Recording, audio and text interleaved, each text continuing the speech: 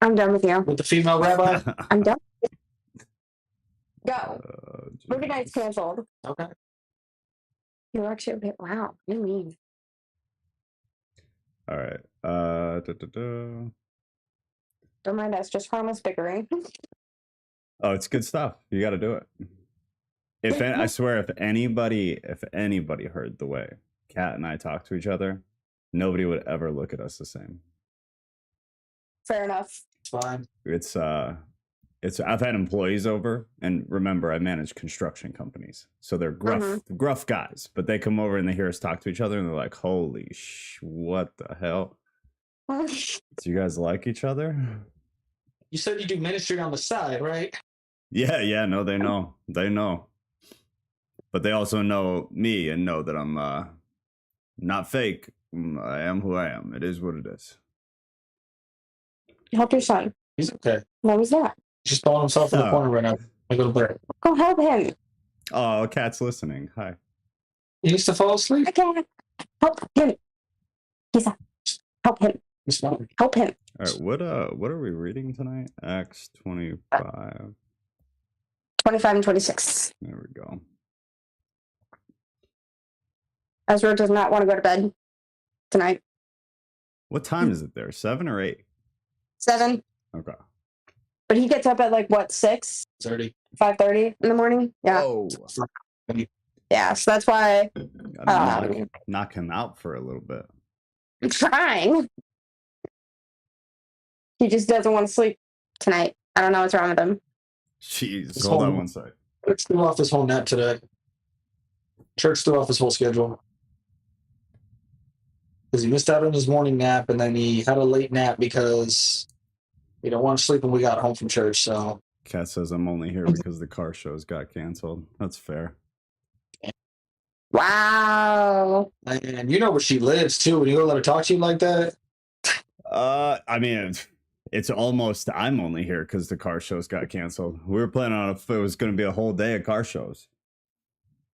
TikTok, you got to go to YouTube. Same username. You're not going to be able to hear. Well, you'll hear me, but you're not going to hear anybody else, and you're not going to be able to see the scripture.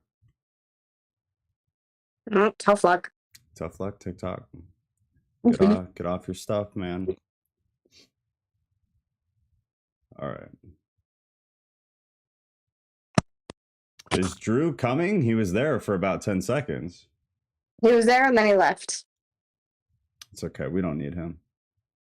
He's offline too. He'll get me back. Don't yet. Yeah, I will. Okay, you don't even know. I have surprise. Surprise. It's a good one too.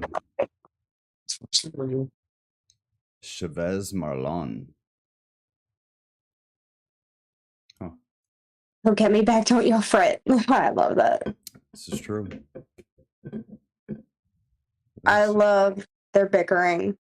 Makes my day.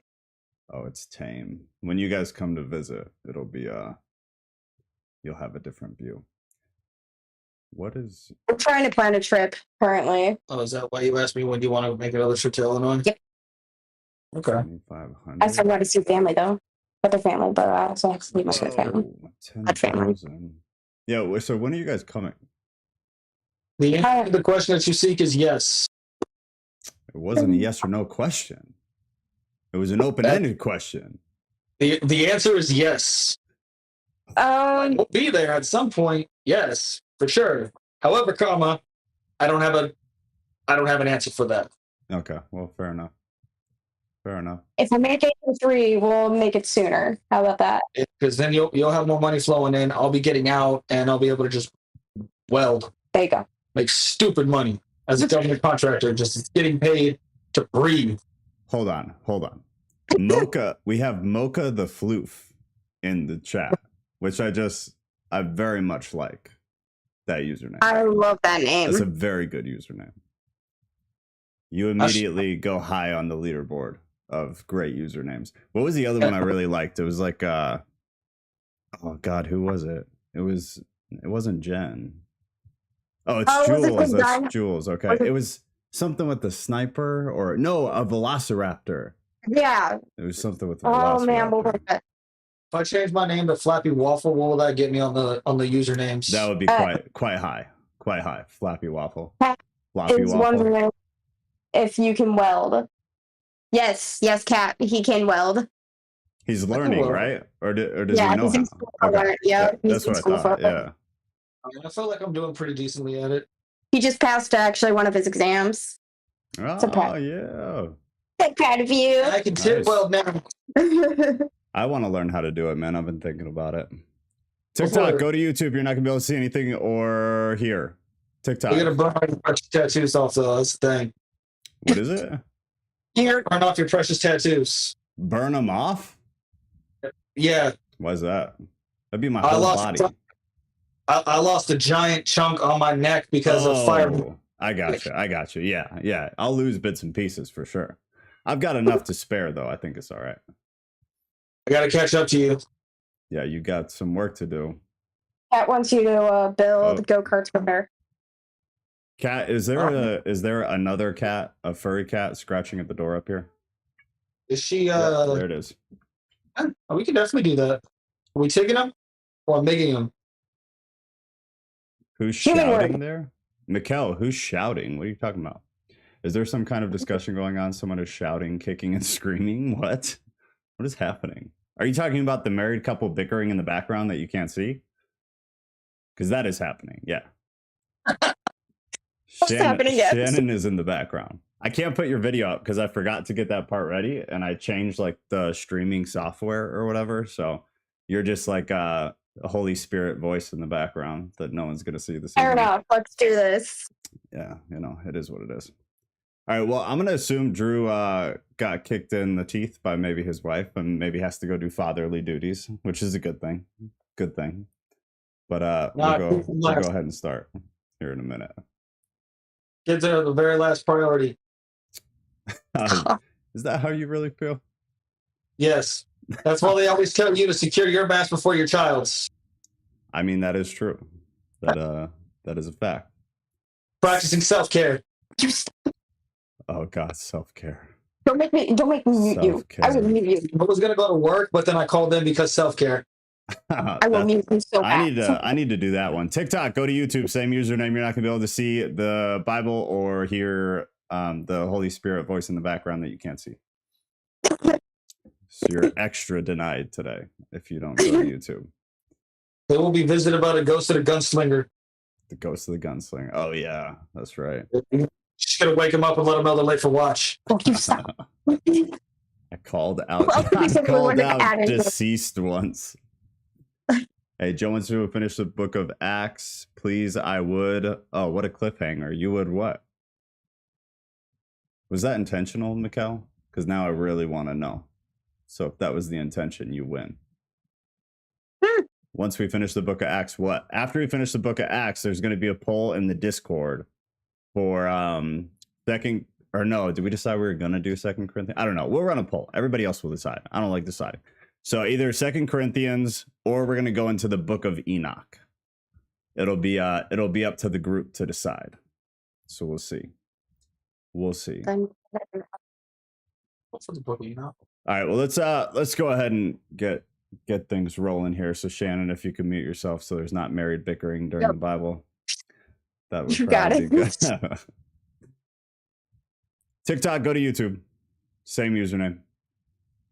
All right, we got Acts 25 and 26 tonight. They're not dreadfully long, so it should be a relatively short evening.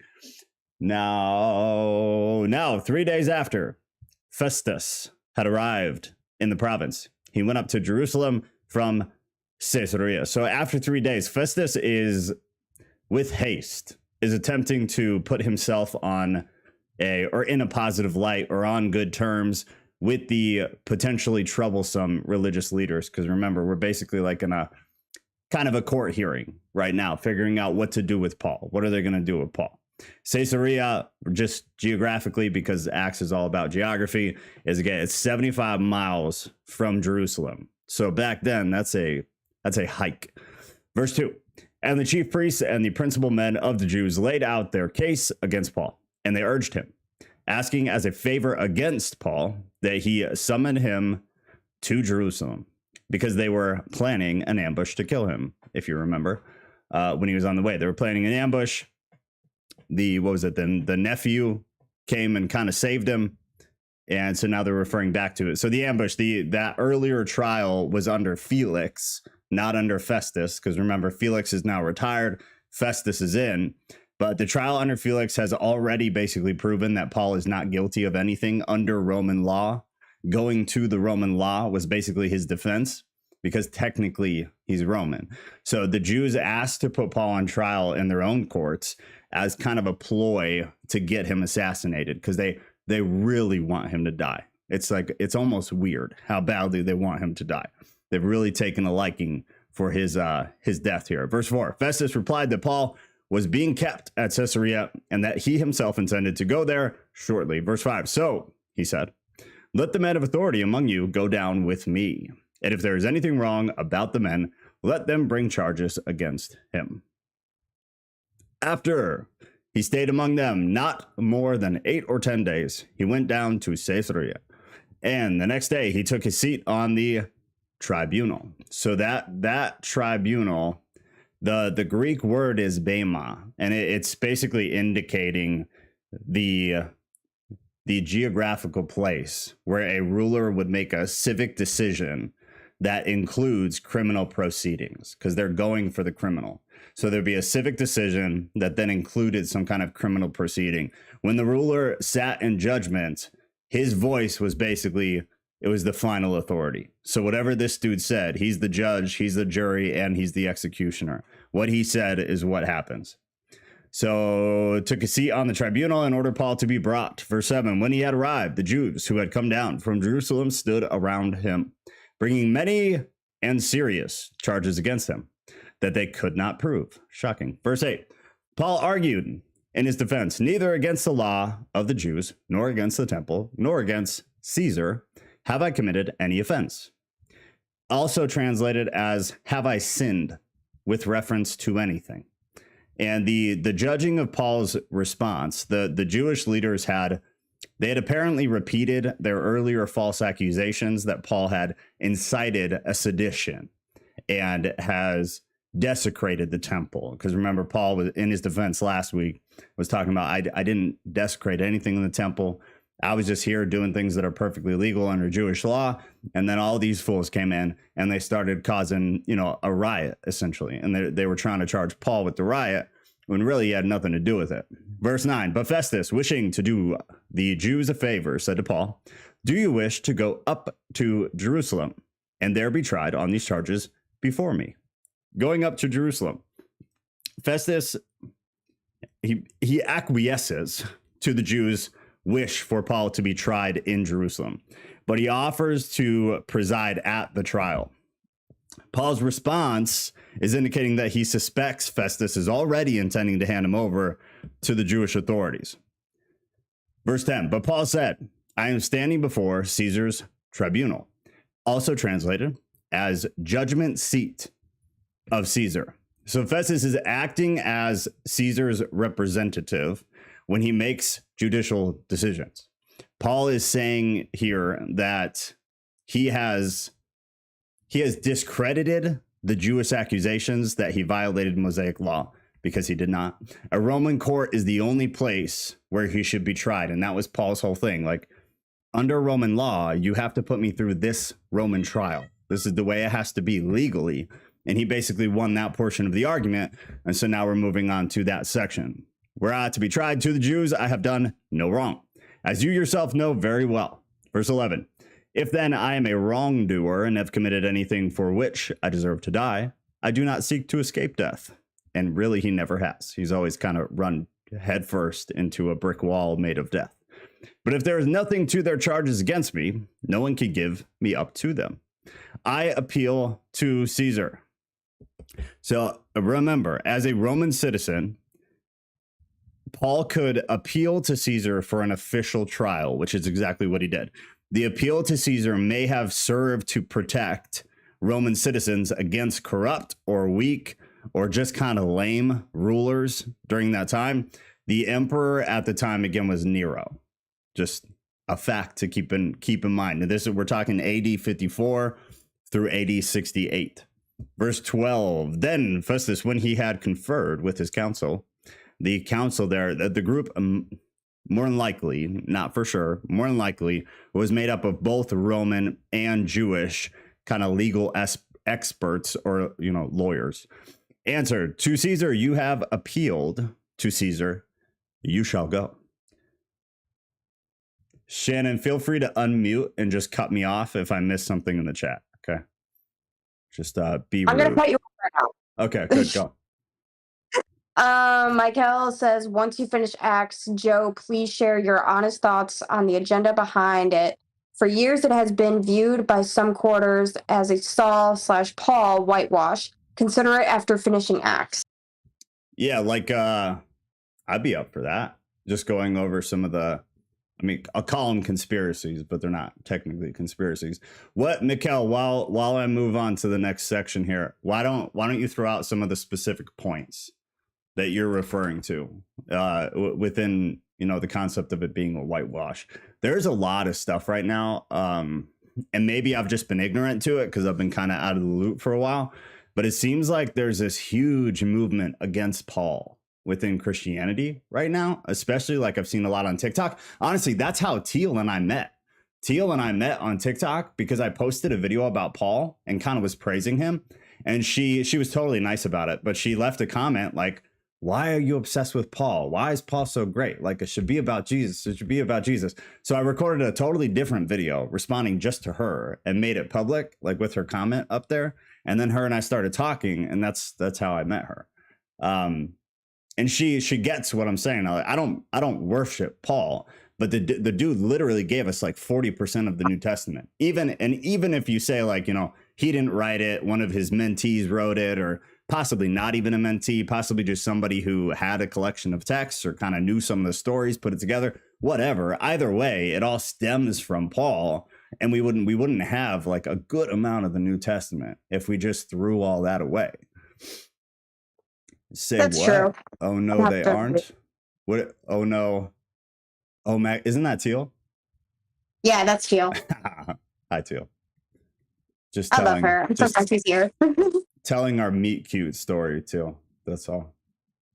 Okay, yeah, but Mikkel, if you want to throw out some of the specific ones that you have heard or that you are referring to, and then Teal, if you look at Mikkel's comment there, if you want to get some of the things that were kind of in your head when you and I first spoke about why Paul, I don't know, why there's this weird movement against Paul right now. He's this awful person. And there's even people who believe Paul didn't exist.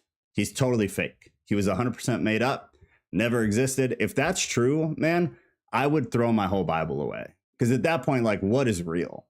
If Paul, who is such a key character with the New Testament, literally didn't exist, I wouldn't trust a single word out of the Bible. I'd probably just stick with the Old Testament. Call me a Jew. Here we go. All right. All right. Let's say, honestly, between Paul and Peter, they are the main characters in the New Testament. Yes, 100%. 100%. All right. Let's continue. Verse 13. Paul before Agrippa and Bernice. Now, when some days had passed, Agrippa. Now, remember, this is the son of Herod Agrippa the first, whose death is recorded in chapter 12 of Acts. He initially was the ruler over the northern part of Israel under the authority of Rome, but had eventually received more territory, more geography to rule in the northeast. And this is circa AD 56 is the zone that we're talking.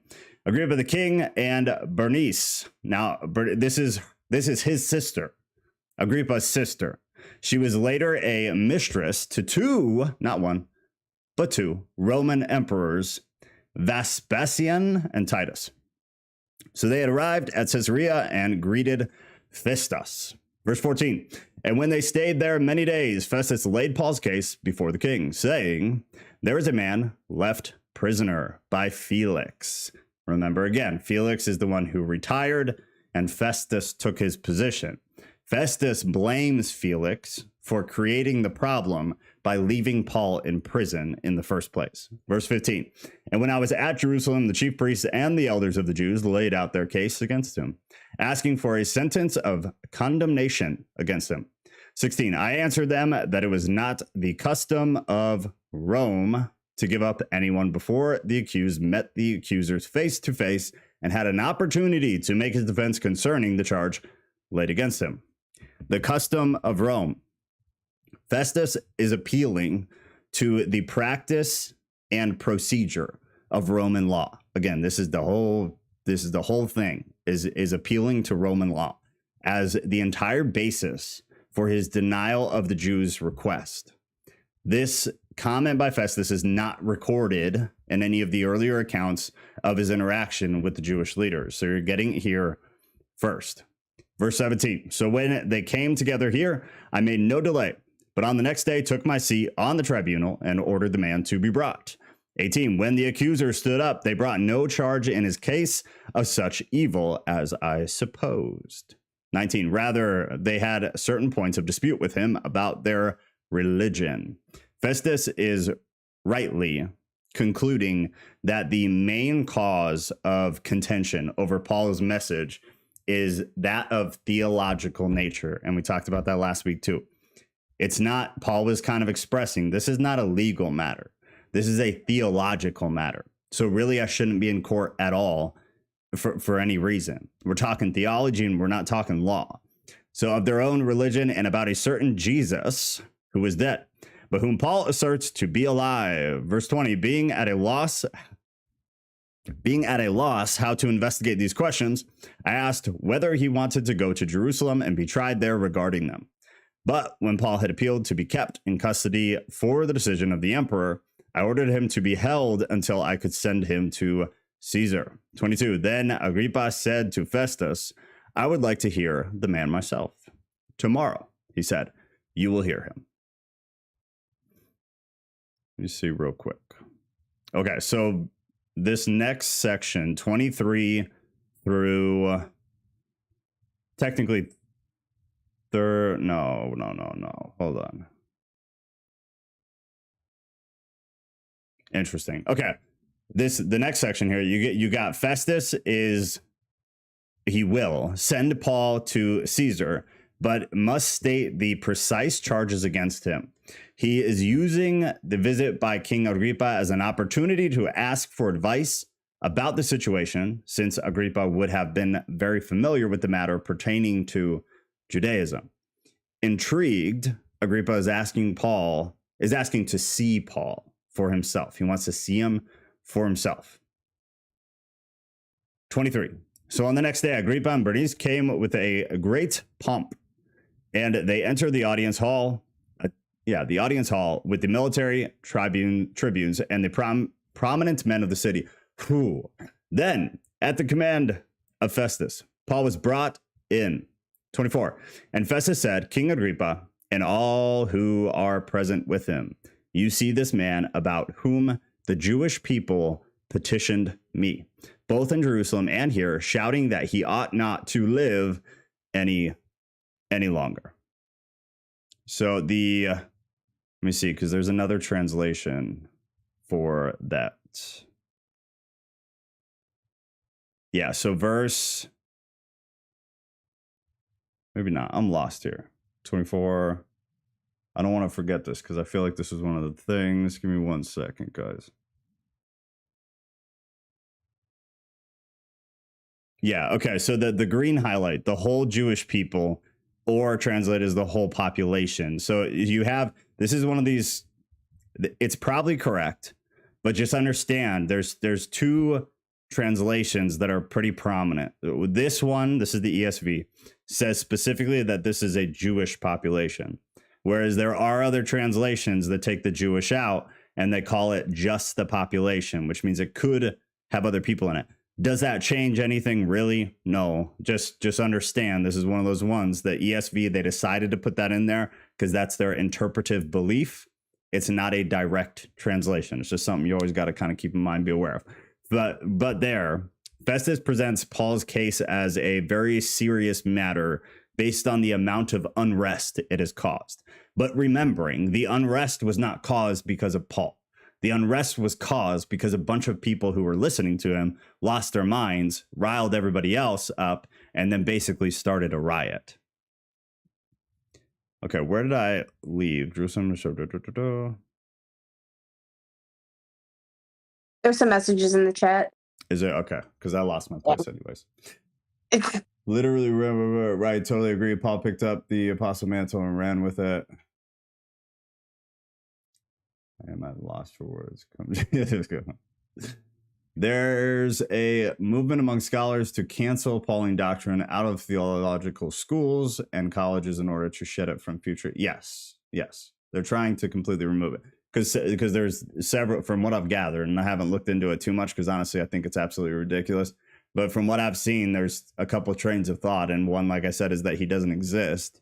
And the other is that he held no prominence, which again, if they do that, then you can't trust anything in the Bible. If scholarship decides to remove anything Pauline, what is valid at that point? What's valid? You're losing a good amount of the books. You're losing the pastoral epistles as a whole. So, and that's literally the way that any MDA program, any master's pastoral type degree, like the one it's all based on that.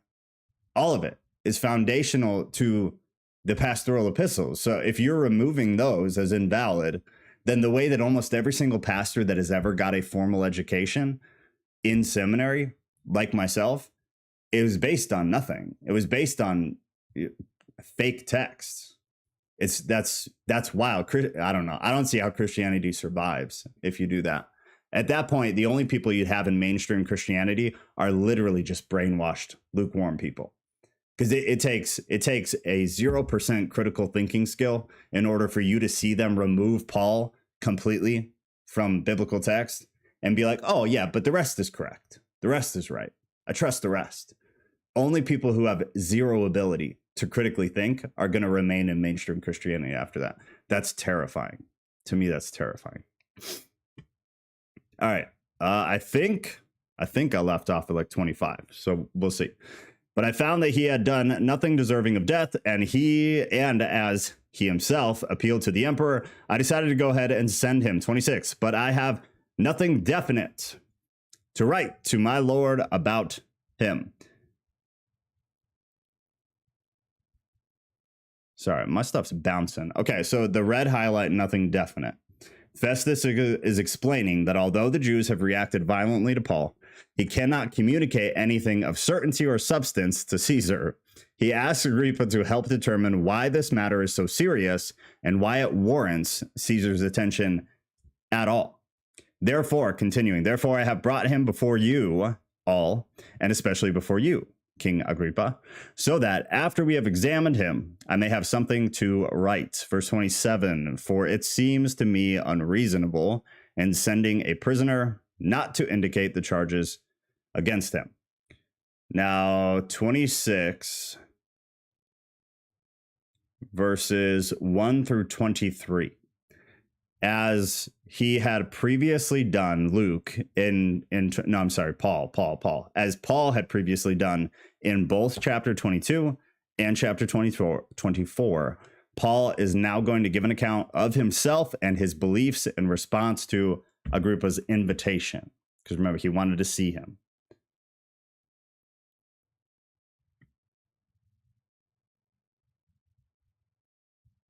Absolutely right. Yeah, exactly. That's exactly right. And yeah, if you see what's going on in Christianity, kind of big picture from a bird's eye view, it's being infiltrated, it's being watered down, which honestly, I don't think they really needed any help, but it's being watered down far more severely. And then if you come in and do this is like the greatest Trojan horse that will have ever in history entered Christendom. If they're able to come in, get scholars and theologians on board, just look at it like this. And some people will be turned off by this, but I don't really care. I love you guys anyways. Think about COVID and think about what happened with the doctors, right? You had prominent doctors, and I don't care what side of the aisle or anything. It doesn't matter. Truth is truth. You had a bunch of doctors who were warning against the vaccine, but take it outside the vaccine. They were warning against COVID, saying COVID is not dangerous unless you have an autoimmune issue, a previous autoimmune issue, or unless you're old. Those people are at risk, sure. They're also at risk from the flu. They're also at risk from a cold.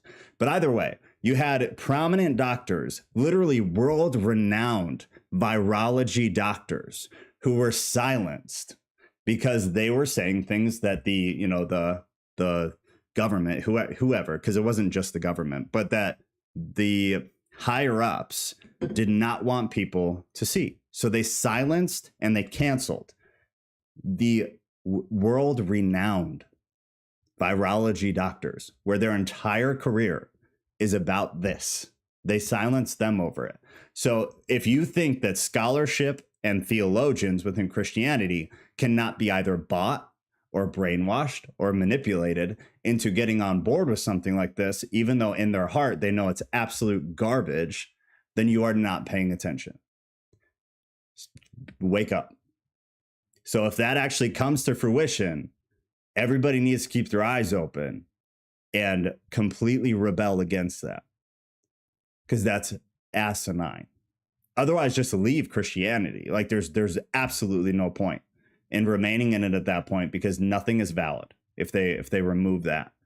Remember, the Tower of Babel syndrome is alive and well to this day. True. It is present in almost every human endeavor. You can see it. You can see its through line. I totally agree. I absolutely agree. Yeah, you gotta wake up, man. Like if they do that, it's the exact same thing. It's people within some, positions of power coming in and saying, this is the new narrative, this is the new truth. And I swear on my life that there are scholars and theologians who 100% disagree with it on a factual basis, but they will get on board with it. They will get on board with it because of, varying different ideas, right? Whether it is literal payoff or whether they're, think about it, most theologians and scholars are professors and are authors. So if their publishers say, we're not going to work with you anymore if you're not on board with this, and if the schools they work for say, you're not going to work here anymore if you're not on board with this, they're going to get on board with it. There will be very few, same as COVID, very few who say, no, screw you, not doing it. And then they will get fired. And then they'll get canceled on social media within the Christian sector. Like it'll play out exactly the same as COVID did for those doctors, 100%. No, Kat, we're good because YouTube changes TOS about COVID and vaccine. Maze, it is lovely to see you. Removing anything isn't biblical. Just because we have a Bible doesn't mean we get to keep writing. This includes Paul, Saul. What's Satan's beef with Saul now this many years later? Yeah, I agree. And that's the way I view the Apocrypha as well, though, which a lot of people wouldn't technically agree with. But we removed it. The apocryphal texts were a part of the Bible for a very, very, very, very long time. And then they removed them because a group of men sitting in a room decided so. And it was a power and control thing. They wanted to control the narrative. Like we talked about on Thursday, if you spend a week digging into just what's been removed, changed, redacted from the Bible, whether it's verses, words, or actual full books like the Apocrypha, the biggest concept that was removed from the Bible as a whole is spirituality. Demons, angels, anything highly spiritual was removed. That's not an accident. Uh-oh. Quick question. Yeah, go. So my pastor back in Texas was talking a little bit about, Revelation, and he brought up that one day Jews and Christians are going to unite as one. In what sense? That's a pretty broad statement. Like theoretically, like they are actually going to come together and unite as like one unit. So the last time the Abrahamic children were together, all of his offspring came together to bury him. and that's essentially what she's making the reference to. So come together, tragedy, and during the end times.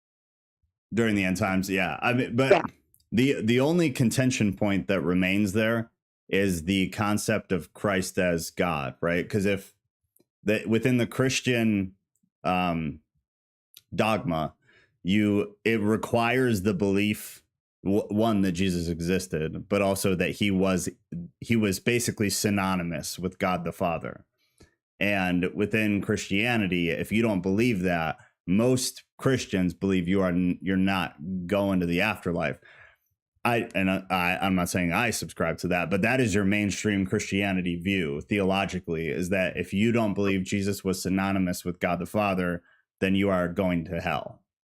Where it gets more contentious is in traditional Jewish beliefs. Hell doesn't exist.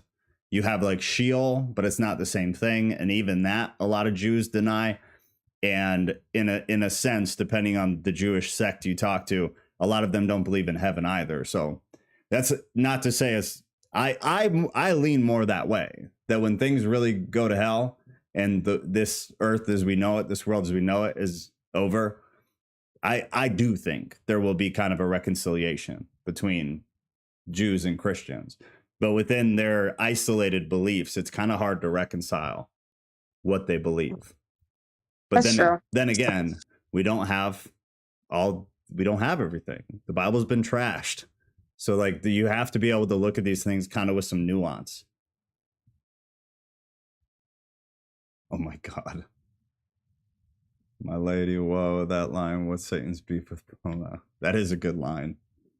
I really love these topics with a good old bowl of Cocoa Pebbles. You need to talk to Mystic. She is known for eating cereal during the live stream. Out of a popcorn bowl, to be specific. Fair enough. Yeah, good stuff. I'm gonna add that to the Discord quotes, but that we're gonna go with it. Yeah, no, that's good. Good call. Good call. No chocolate Lucky Charms. Ugh, no, regular Lucky Charms. Who's taking out my chocolate Lucky Charms? Don't do that. I'm not a chocolate guy, man. That's all. Oh my gosh, I love chocolate. So good. I got to be in a real rare mood to be going down on some chocolate. Chocolate and popcorn is amazing. You can't tell me otherwise. What is it? Garrett's here in Chicago. The caramel and the cheese. It's caramel and cheese, right? That's that's phenomenal. Really good. Mikkel, I agree. All right, then he's canceled. All right. Let's keep going. Let me try to figure out, where was I? Oh, we left off perfectly. Okay, so we're at 26 now. Last chapter for today. We got 25, 26 today, and then 27, 28 next week. So this week we'll run the poll for what we're going into next, whether it's 2 Corinthians or whether it's the Book of Enoch. The Book of Enoch will take us months. So if we get into that, we're going to be in that for a hot minute. So 26. Yep, Catholic purgatory. Jews have a slightly similar concept, but it gets kind of confusing. But they believe in sort of a middle ground. That's what Sheol was. In many people's view, that's what Sheol was. It was kind of like, it was a place where evil and good people theoretically would go before they would split then to whatever, the next area is. Okay, Mikkel voted for Enoch, so when we run the poll in Discord, since he's not there, we'll have to vote him into. Mikkel, you should get in Discord though, man. You should do that. All right, 26. So Agrippa said to Paul, "You have permission to speak for yourself." Then Paul stretched out his hand, also translated very similarly to extended his hand. Paul takes on the posture of an orator, which is, it's under the implication that he had training in classical rhetoric and was well educated, which most of us know. Paul was formally educated to some degree. 2, I consider myself fortunate that it is before you, King Agrippa. I am going to make my defense today against all the accusations of the Jews, especially because you are familiar with all the customs and controversies of the Jews. Therefore, I beg you to listen to me patiently. 4, my matter of life from my youth spent from the beginning among my own nation and in Jerusalem, is known by all the Jews. Verse 5, they have known for a long time, if they are willing to testify, that according to the strictest part of our religion, I have lived as a Pharisee. And now I stand here on trial because of my hope in the promise made by God to our fathers, to which our 12 tribes hope to attain as they earnestly worship night and day. Of hope, purple highlight, middle of the screen. Paul is on trial for claiming that the hope of Israel is fulfilled in Jesus. That's his whole point, right? He's preaching Jesus. He's Jewish. He grew up around a lot of these people. They're all Jewish. They think he's preaching a false gospel, right? They think he's sacrilegious, essentially. And what Paul's been trying to do, basically all of Acts, is get Jews to understand this is not a new religion. I'm not preaching a new religion. This is the continuation of what I myself grew up with, because I am Jewish, being Paul, and what you all are currently in. It is the fulfillment of, it's the ending. Y'all have the first 10 chapters. This is 11 and 12, and then the book closes. He's trying to get them to understand that. So Paul is proclaiming that the promises made to the Jewish people have now been fulfilled. Because you have to remember too, and if you don't know much about Judaism, the entire faith is built on this idea of a Messiah coming and fulfilling the messianic prophecies. The idea is that that was Jesus. So Paul is trying to get them to understand what they've been waiting for forever, for generations. This is it. So listen up. Made by God of the fathers, which our 12 tribes, yellow highlight. Paul is claiming that his hope is shared by every Jew, again, including himself. He has the benefit of being a Jew, trying to talk to Jews about who Jesus was. Verse 8. Why is it thought incredibly by any of you that God raises the dead? The source of controversy, as it is here, as it is in the epistles to the Corinthians, is about Jesus's death and then resurrection. Paul understands it as the fulfillment of what Jews had hoped for. If you look at Daniel, if you look at Ezekiel, it's the fulfillment of that. But you got to remember too, and even in 1 Corinthians, when you're not dealing primarily with Jews, Paul was dealing primarily with pagans, come Christian, and he was still having the same issue, because whether it's Judaism, whether it's any pagan religion that is in any of these geographical locations that the New Testament kind of focuses on, all of these faith systems outside of Christianity are very anti come back to life. They're very anti-resurrection. A lot of them actually stem on the idea that once dead, always dead, and that these come back to life type religions are all BS. They're all BS. So he's been fighting this constantly, whether it's with Jews or whether it's with pagans. It doesn't go away. Verse 9, I myself was convinced that I ought to do many things in opposing the name of Jesus of Nazareth. Remember, Paul arrested tons and tons of Christians and took them to their death. He was physically present when some of these houses were gone into and Christians were taken out and then jailed and assumed to be killed afterward. He was present with the soldiers when they went in to do this. So he's saying, I ought to do many things in opposing the name of Jesus. I was convinced that I ought to do many things in opposing the name of Jesus of Nazareth. 10. And I did so in Jerusalem. I not only locked up many of the saints, there you go, in prison after receiving authority from the chief priests, but when they were put to death, I cast my vote against them. So Paul is literally responsible for many deaths of Christians in the beginning. 11, and I punished them often in all the synagogues and tried to make them blaspheme. And in raging fury against them, I persecuted them, even to foreign cities. Okay. Paul tells of his conversion. Did I miss anything? Doesn't show much in the Psalms, though. I'll pull up some stuff on Sheol for you. Sheol isn't talked about much in the Bible, Maze. You have to go to outside of Bible sources to really learn about Sheol. You might have one or two mentions within the Bible, but I would question the decision to use that word. You've got to go to other Near Ancient Eastern literature, but specifically Old Jewish literature to really learn anything about Sheol. Lake of Fire was versus Satan's angels. The Lake of Fire is a Nirvana song too. That's true. Yeah. And yet many Jews won't get it. Yeah. Well, it's been a long time, right? And the Jewish faith is strong. So us as Christians, do we just sleep until Judgment Day? What do you mean, Shannon?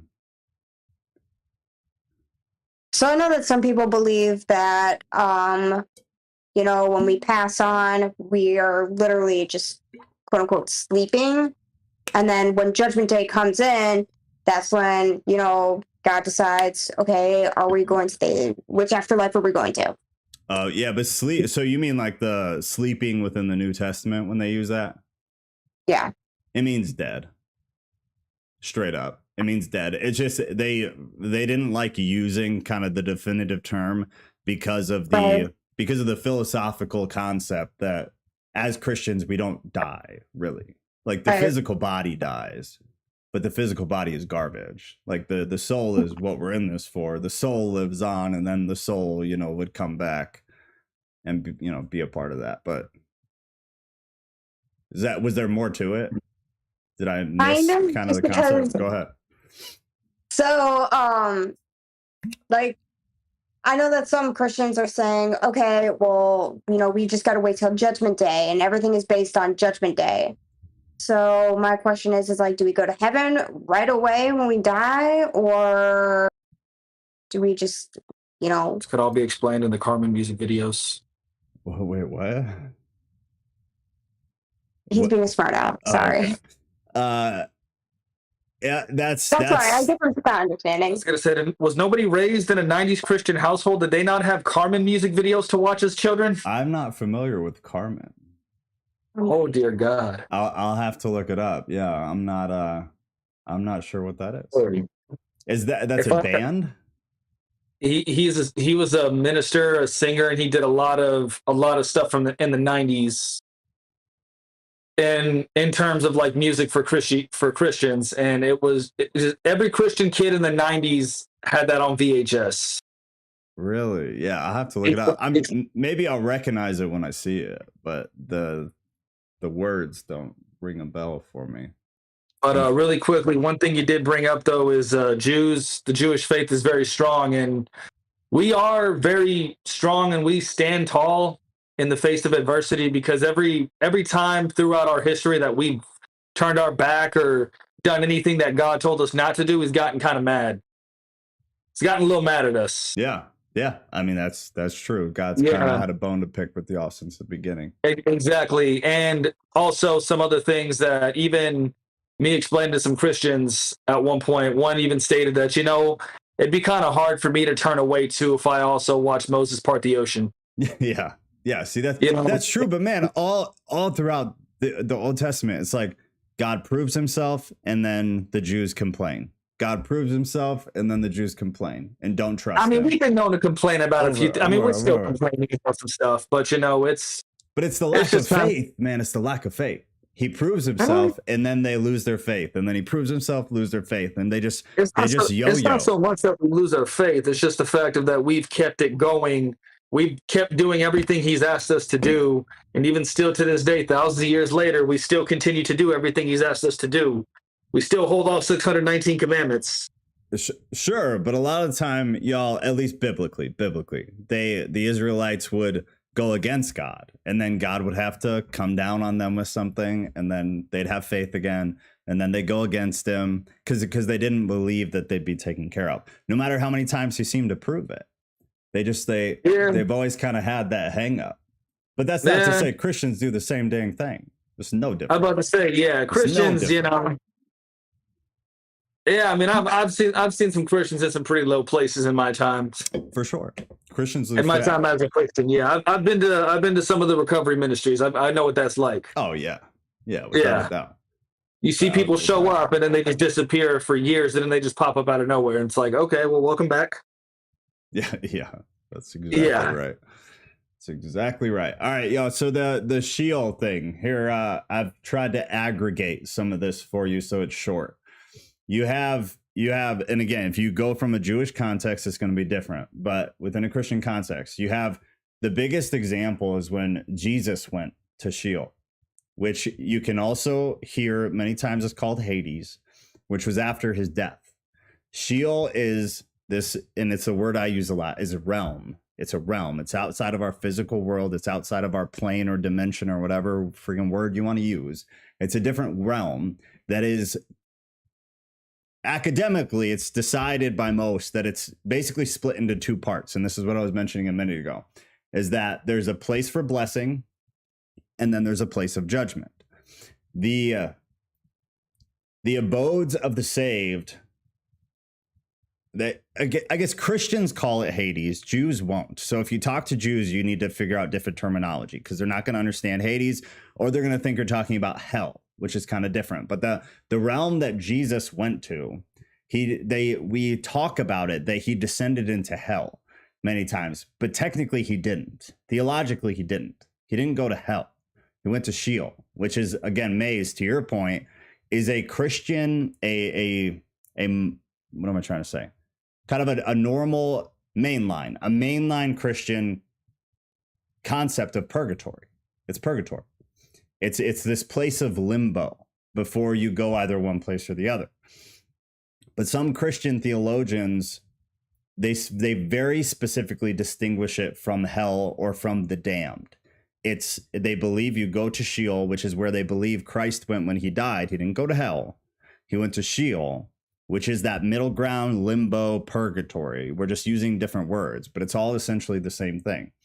In any kind of traditional theology, the descent of Christ into hell is basically the saving act of Christ to the souls in Hades between his crucifixion and his resurrection. It was him going down and tending to it. That's the idea.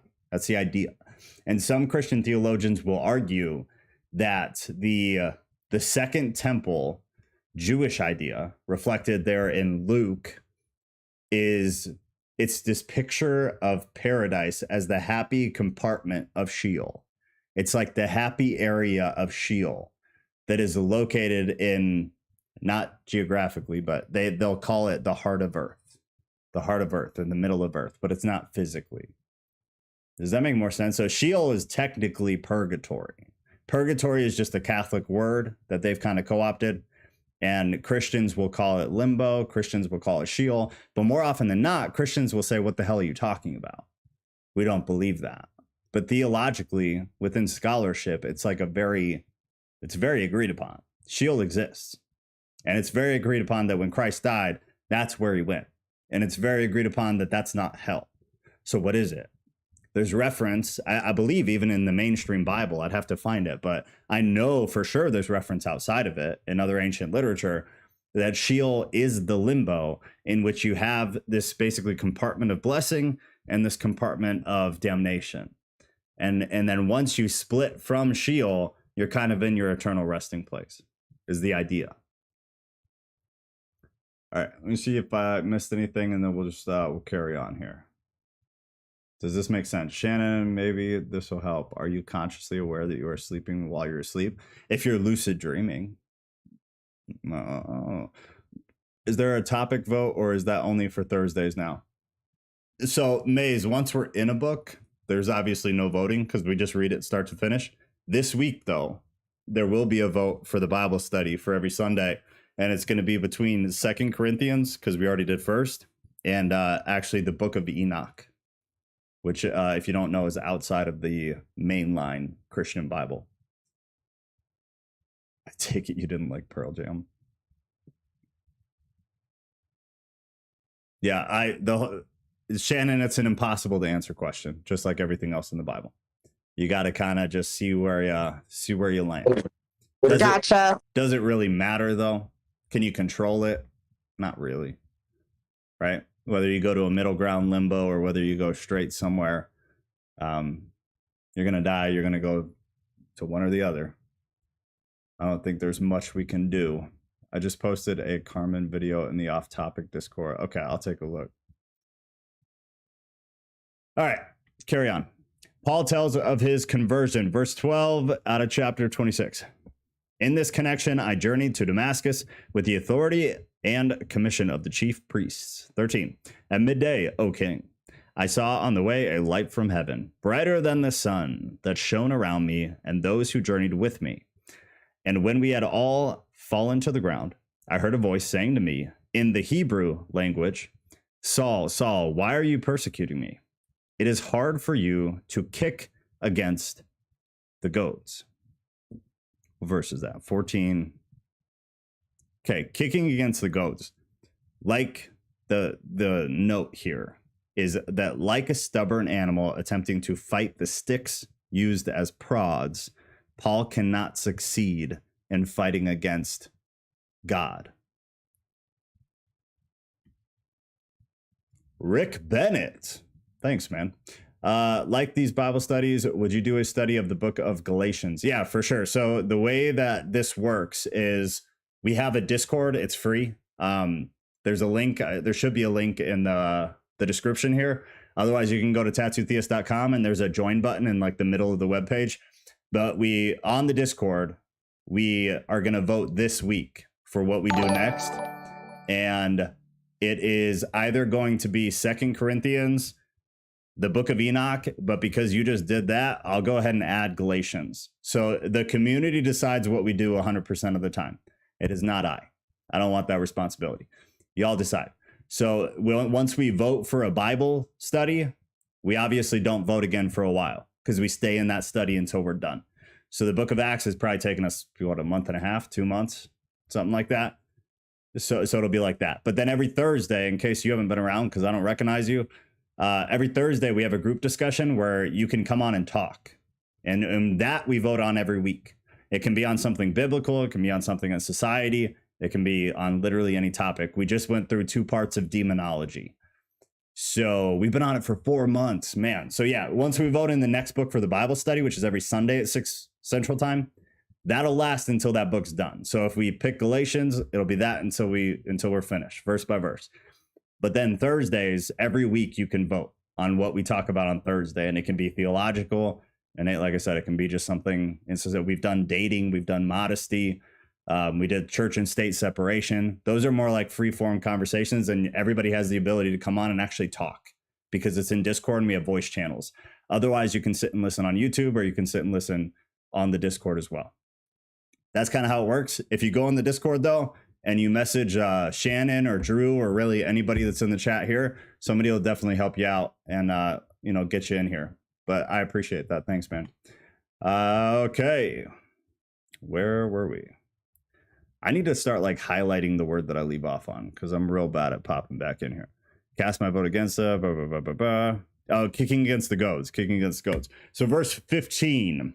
And I said, who are you, Lord? And the Lord said, I am Jesus whom you are persecuting, but rise and stand upon your feet. For I have appeared to you for this purpose, to appoint you as a servant and witness to the things in which you have seen me, and to those in which I will appear to you. Verse 17, delivering you from the people and from the Gentiles, to whom I am sending you, to open their eyes, so that they may turn from darkness to light and from the power of Satan to God. From the power of Satan to God, where I'm at. Verse 18. Okay. The auriculates.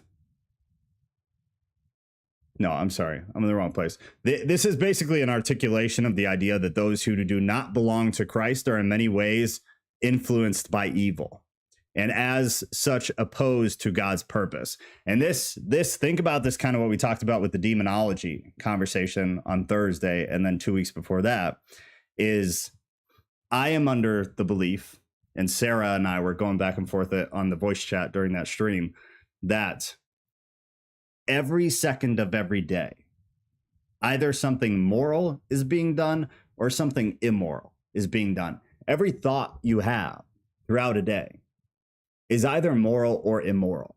There are very few, if any, I'd have to think about it, but if any, thoughts that you can have that are truly neutral. You're either thinking something that is moral and good, which makes it of positive energy, which makes it of God, or you're thinking of something that is negative and bad, and that would make it something inherently of the enemy. TikTok, you should go to YouTube, same username, but you're not gonna be able to see the scripture or hear the other people on here with me. It's either good or bad. Everything we do all day, everything we think, when I go to pet a dog, I'm either petting it in a way that is good and loving, or I'm petting it in a way that is not loving, like by being rough with it, right? Anything you do, regardless of how inconsequential it seems, it's good or bad. So that's the idea that Paul's giving, is that those who do not belong to Christ in many ways are being influenced by evil because they're not consciously engaging in that which is good. Does it mean that they don't ever do anything that's moral? No, because I mean, it's kind of hard to do that. You could do that, I guess, but you're going to eventually do something that's good, even if it's an accident. You're going to do something that aligns with God's will and God's wants for behavior, but you're going to primarily live within an evil energy. You're going to have an evil energy about you. So you're going to perform evil things. You're going to speak evil things. That's the message he's trying to get across here. Power of Satan and God, that they may receive forgiveness of sins and place among those who are sanctified by faith in me. Verse 19, therefore, O King Agrippa, I was not disobedient to the heavenly vision, but declared first to those in Damascus, then in Jerusalem, and then throughout all the region of Judea, and also to the Gentiles, that they should repent and turn to God, performing deeds in keeping with their repentance, doing good, doing moral things. That's what he's saying. 22. To this day, I have had the help that comes from God. And so I stand here testifying both to small and great, saying nothing but what the prophets and Moses said would come to pass. 23. That the Christ must suffer, and that by being the first to rise from the dead, he would proclaim light both to our people and to the Gentiles. Red highlight, Christ must suffer. And then another red highlight, by being the first to rise from the dead. Paul could be referencing a whole bunch of Old Testament passages, right? You have one out of Isaiah, you have two out of Isaiah, Isaiah 52:13, all the way through 53:12. You could also refer back to Psalm 22 as a whole. And then Paul explained that the message in his earlier speeches in Acts, because remember, he's done this a few times where he's had to defend himself and kind of give this speech, which is kind of like his testimony within court. The speeches in Acts, and used a variety of passages to do so. Because again, remember, same thing. Each time he's had to do this, what is his main way of trying to get the message across? What is the main way of him defending himself? It is going to Old Testament and saying, I am not preaching or teaching or trying to get you guys to listen or consider anything but what you say you already believe. I'm trying to get you to understand Jewish concepts. I'm just adding what I believe is the fulfillment of it. So he's constantly referring back to the Old Testament. It's more than most places in the New Testament. Acts is full of OT references.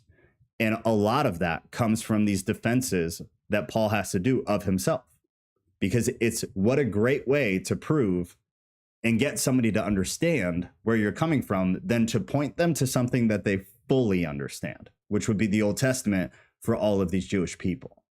They know it, forward and back. So when he pushes this, it's the best possible way of him trying to get the point across to these people.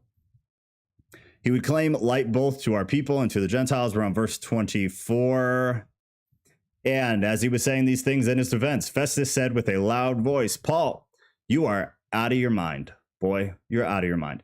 That right there, to Festus, Paul's reasoning is just coming across as foolish. And but we preach Christ crucified, a stumbling block to Jews and folly to Gentiles. That's 1 Corinthians 1:23. And that is again, that's why we came to Acts after we did First Corinthians, because the parallels, the references back and forth between the two texts is plentiful. There's a lot. So to Festus here, Paul is coming across like a fool. And then ironically, Paul says in First Corinthians, but we preach Christ crucified, which is a stumbling block to Jews and a folly to Gentiles. There's a massive interconnection there. Continuing, your great learning is driving you out of your mind. 25, but Paul said, I am not out of my mind, most excellent Festus, but I am speaking true and rational words. 26, for the king knows about these things, and to him I speak boldly, for I am persuaded that none of these things has escaped his notice, for this has not been done in a corner. King Agrippa, do you believe the prophets? This is a rhetorical question. Do you believe the prophets? I know that you believe. And Agrippa said to Paul, in short time, would you persuade me to be a Christian? And Paul said, whether short or long, I would to God that not only you, but also all who hear me on this day might become such as I am, except for these chains, except for these chains. So I know that you believe is the assertion that Paul makes. Paul is making it personal. This is classic Paul. He's making it personal. He knew already that Agrippa, again, like I was just saying, that he really knew Old Testament scripture. So he should believe the fulfillment of that scripture. So he's saying, do you not believe the prophets? I know you do. So listen to me, because I've quoted the Old Testament about 5 times in the past 10 minutes. This is the fulfillment of. So he's made it personal for the king to try to get him to be receptive of it. 28. And Agrippa said to Paul, nope, sorry, I already read that. There you go. 30. Then the king rose, and the governor and the governor and Bernice and those who were sitting with them, and when they had withdrawn, they said to one another, this man is doing nothing to deserve death or imprisonment. 32. And Agrippa said to Festus, this man could have been set free if he had not appealed to Caesar. Remember, from the past couple weeks, Roman citizens had the right to appeal to Caesar for judgment. That was the whole idea. Apparently, this appeal could not be overturned or ignored, apparently, because that's kind of the indication that it could not be ignored by local governors. So it's likely that the citizens could be tried in official courts basically for their own protection, is the insinuation. Again, is for their own protection. They would go that route. All right, that is it. So if you guys have anything for this, specifically what we read, go ahead, or anything else at all. I'll hang out for like another 15 minutes or so. And anything else y'all want to talk about, we can do that. And Shannon, you're welcome to come back on if you want. I got nothing else. Cool. Yeah. All right, let me get rid of the Bible here. Boom.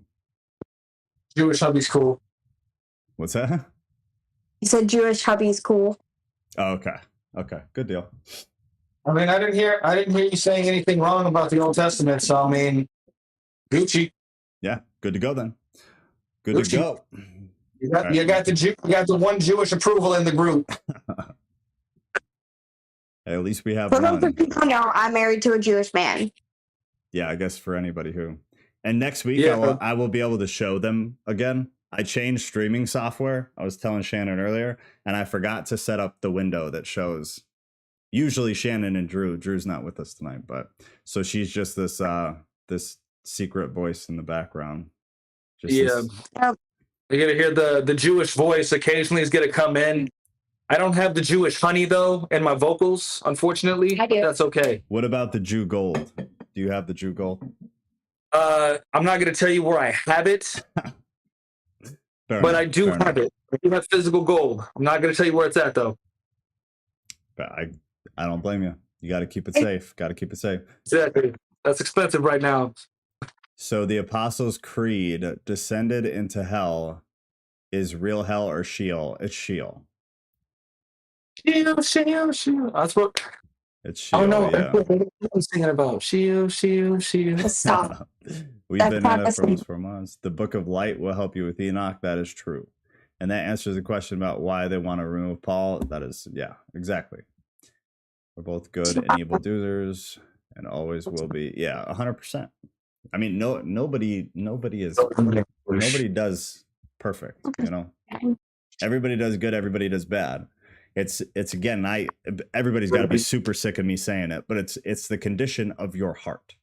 If you do wrong, but your intention was pure, or at least remotely pure, then did you really do wrong? Like in action and behavior, sure, but you did not mean to, you know. And then at the same time, everybody's going to do things wrong and mean to, and that's more of where the problem lies. Is I know this is immoral. I know I should not do this. I'm fully conscious of it. I'm fully aware of it. I'm gonna go ahead and do it anyways. That's where we kind of slip and fall, and that's a real fall. Happy Sunday, Scott. Scott, I feel like you're always coming in late, man. You're always missing. You're always missing the majority of it, but it's at least good to see you there on the back end. But when we come to Jesus and we truly repent, we have more control over the good and can choose to be better, not perfect, but better. Yeah. So this again, this is something that I'm sure people are sick of hearing me say, but I don't believe you can truly come to the understanding that God is real and not just automatically start behaving in a much more moral manner. Wow, that's hard to say. I do not think you can experience God truly and then continue living the way you were before. I don't think it is possible. So within my very hot take view, I think Christians who you hear are saved or experience God or whatever, you know, however they word it, but then they continue to live exactly the same way. I am under the very hot take opinion that person is not saved at all, because I don't think that's possible. I think once you have that experience, you have this inherent need to do good. Like your life change, the way you view people changes, the way you deal with people changes, the way you parent your kids changes, the way you deal with your wife or your husband, it changes, because now you really believe it. So now the things that you read in the Bible, you're like, that's for real, that's legitimate. I have such a hard time with that. I don't think it's possible, man. So do you think Paul made it personal because he is low-key planting a seed? Yeah, I mean, it wasn't even really low-key. It was whatever, I don't know the kid's language. It was high-key. Or definitely high key. High key. Is high-key a term? Do people say that? Yes. Yes. Say that. Yes. Oh, I've never heard that. I nailed it. Okay. Yeah, no, it was kind of high-key. He was kind of pretty blatant about it. And Agrippa even asked him, like, are you going to make me a Christian? And Paul's like, whether it takes a short time or a long time, I think you, and he was cocky, I think you and everybody else who hears me right now is going to believe it. So it's kind of blatant. Paul wasn't worried about his fate. Paul was never worried about his fate, man. Read about any of the times Paul goes through anything in the New Testament. He's super ballsy. He does not care. And that he takes such pride in just being completely unapologetic in talking about his belief in ministry. The dude was stoned, you know, and possibly more than once, but definitely once. There's also the concept from Ephesus where Paul, you know, likely literally fought with his bare hands a wild animal. Like Paul has been through some stuff, man, and he never apologized and he never shut his mouth. And again, coming from somebody who was literally killing Christians, he was, read 1 Corinthians, the way he talks about himself, read 2 Corinthians, read the way he talks about himself is like, you can tell he carries so much guilt that he was up for anything and he would never apologize. This was quite interesting. I'm glad I participated. I got to go make some chicken enchiladas. That sounds delicious. But yeah, I'm glad you came. It was good to have you. My bad. I have to pick up my kids at 6 p.m. on Sunday. I get it. I know. Everybody's got something going on. I completely understand. And I've actually been thinking about maybe doing this one more night a week because I'm not really uploading recorded content anymore. It's not worth my time. And so I think maybe do this. And then we get through books quicker too. So that's something I'm thinking about. Joe, it's fascinating that all the time we still haven't grasped the true meaning and interpretation of Jesus' 40 day in the desert before starting his ministry as a human being. What do you mean? We haven't grasped the true meaning and interpretation of his 40 days in the desert. What do you mean exactly? Yeah, Scott, if you took me serious, I was totally kidding, by the way. You gotta, hopefully you've heard me enough to know that that wasn't at all serious about you being late. The fact that you come at all, dude, is cool. Oh, I learned a new thing tonight. 1000% agree. It truly changes you when you are submitted. Yeah, 100%. I'm not privy to Roman law. I don't know why you would be, but you can look it up pretty easy and then kind of get at least a simple grasp on it. Teal, what did you learn? The high key. I think she was talking about. Okay. Yeah, I learned that too. I was kind of being sarcastic, but it's interesting that I don't think I've ever heard somebody say high key though. Oh, we do it all the time, baby. Oh, really? All the time. Okay. Oh, yeah. I got to get with the times, man. The way of the savage 2.0. Okay, tell me why I just learned what no cap and capping is. Like an 18-year-old sailor came up to me and said, yeah, no cap. And I'm like, what are you talking about? Like, did you lose your cap? Like, what is this? What, to your pen? I swear, if anybody within our group uses those terms, I will love you, but I will absolutely make fun of you. 100%. The only reason I learned what they are is because I watched the Whatever podcast. And it's all younger people. And so they're all saying these things. And I'm like, what the hell does that mean? And I'll Google it or I'll ask Kat. And half the time, Kat doesn't know either because we're like 80 years old at heart. I mean, just wait till your kids get older. You know, they're just going to be saying all this stuff and you're going to be like, what are you talking about? My kid won't do it. We indoctrinate her way too well. No, we work very hard on the indoctrination. Oh my gosh. Like my husband, he's like the weirdest stuff because he came from the boat and he's got all these 18-year-olds that just graduated high school that are coming up to him and saying all these crazy things. And then he comes home and tells me, hey, I just learned a new word. Drives me nuts. Like, we're not kids anymore. We're grown. We're parents. No cap. Crazy. Stop it. Crazy. What about backsliding? I have no idea what backsliding is. You're going to have to tell me. Is that like backsliding? Maybe that's like backsliding? Yeah. Is that like that's not a new term. What are you talking about, Shannon? Backsliding is like if I'm a drug addict, I've been sober for more than 10 years. If I go back to drugs, I backslid. I'm backsliding. Oh. Yeah, that's an old term, dude. That's a super old term. Unless, actually, in your credit, maybe there's a new meaning. I bet there's a new meaning that I have no idea. I wouldn't be surprised. So maybe I should shut up. I apologize. You might absolutely be right, and I'll look like an idiot. Teal says, not Mondays, please. I just can't Monday. I can't Monday either because I have a prior engagement, at least for the time being. So Mondays would be out for the second Bible study. Tuesdays? Yeah, it'd be either Tuesday or Wednesday because we have Thursday. Or potentially Friday. Which I don't know. I think Friday. Okay, maybe Friday then. I know Friday's slow, and I don't know. We'll have to see. We'll run a poll, man. We'll run a poll. Tuesday, Wednesday, or Friday. For sure, because Fridays are get off early. Oh, okay, yeah. I mean, I assume most people would be available. It's just a matter of whether that's how they want to spend their Friday or not. I got that Enoch book already. I'm ready to dive in. Oh, dude, yes. I'm glad. Is it in that Bible study book that you gave me? Enoch? Book of Enoch? What Bible study book? This one? No. No, you got to remember, Enoch is not seen as scripture by Christians. Yeah, okay. No, it's outside. So I'll have it on the screen, and then I gave you guys all a link to it last week, but let me shoot it out again. The Book or the Watchers. There's a really good collection that is relatively cheap, and you can get it on Kindle, and it's very cheap. And then in case those of you who do not know, if you get something on Kindle, you can read it on your phone, you can read it on an iPad or an Android tablet or on a PC.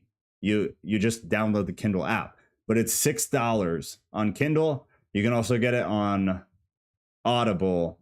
But if you buy it otherwise, if you want a physical copy, you're going to spend $40. So there's Yeah, it's $40. It's $40. But Kindle is $6.50. $6.50. So I'll drop this in the chat real quick. Okay. Yeah, so there is the link I just dropped is for Enoch. That is likely. We probably won't read from that because there's a lot of commentary. But if you're going to read it on your own time at all, that's the one I recommend. The Angels, the Watchers, and the Nephilim. It is a collection, but keep in mind it is also a commentary. So you're getting somebody's specific opinion. It is a commentary that I approve of personally, for whatever that's worth. I agree with a lot of the way that he chooses to interpret it. I like it a lot. It was really well done. Same shit. Where are we at? Got that same shit on my kids and fiance know those terms, and I am like, what? I thought they were called snapbacks. Snapbacks are hats. That's the hat with the clicky thing in front. Yep, on the back. Yep. Yeah. I grew up. They were trucker hats. They were called trucker hats. The ones with the snappy thing. Something different. Not the way I grew up. They were usually it was like a foam front where the bill is. It was like made out of foam. The rest was netting, like that net stuff, and then you have the clicky things. You know what I'm talking about? Yeah, that was. I grew up. What's that? Yeah, I know exactly what you're talking about. That's what my husband always says. He doesn't want to wear the trucker hats, and when he told me what he meant, that's exactly that's all I like. I don't like anything else because I get hot. I'm so hot all the time. So those are very cool. Joe, I would love to hear what your thoughts on those 40 days in the. Yeah, but what do you mean? I'm happy to give my opinion, but I'm not really sure what you meant by that earlier comment about grasping the true meaning and interpretation of Jesus' 40 days in the desert before starting his ministry. I'm not sure what exactly you're looking for. So if you could reword it, I might be able to help out. What about backsliding? What about backsliding? What do you mean? I'm not privy to Roman law. Can you further expand on it? Expand on what? Sorry, Maze. If I missed something, I apologize, but I don't see anything specific. But let me know and I'll try to answer it. Backsliding per Urban Dictionary, to go back to talking to, dating, or having with the previous ex. Oh, so in a dating context, it's like it's going back to someone you dated previously. I've never heard that. See, I've never heard of that either. I don't know. Yeah. I always just, it was like if you backslid, like you built a new habit and then you backslid and broke the habit. That's the only context I really knew about it. Where can I get more information on what you were speaking to regarding Sheol, Purgatory, and Limbo? So it's kind of hard, man. You're gonna have to aggregate information because there's nothing definitive. But I would say if you're gonna study Sheol, only look at Jewish texts. I can make comments. If you take Christian texts, they're basing it on not a lot. So it's going to be a lot of opinion and very little, I guess, fact, but fact is kind of a strong word, but very little verification.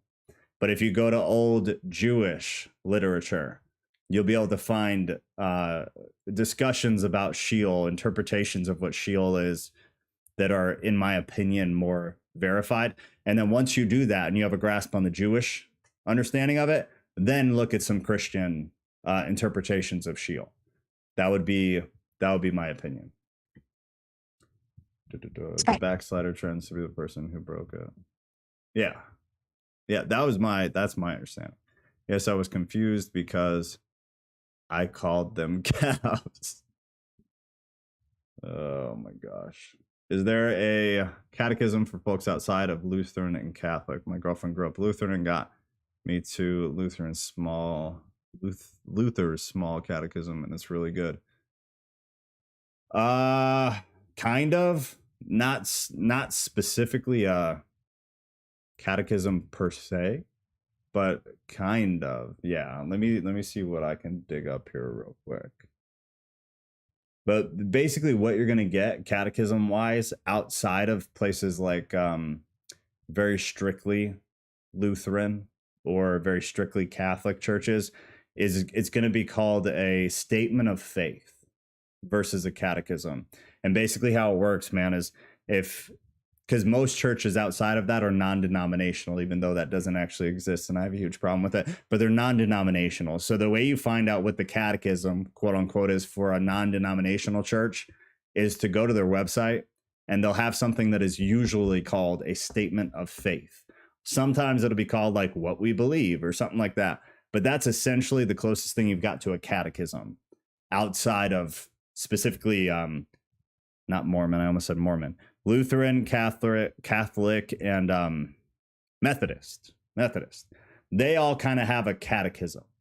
Non-denominational churches have a statement of faith, which is, it serves the same purpose, but it's not the same thing, because non-denominational churches all kind of do whatever they want.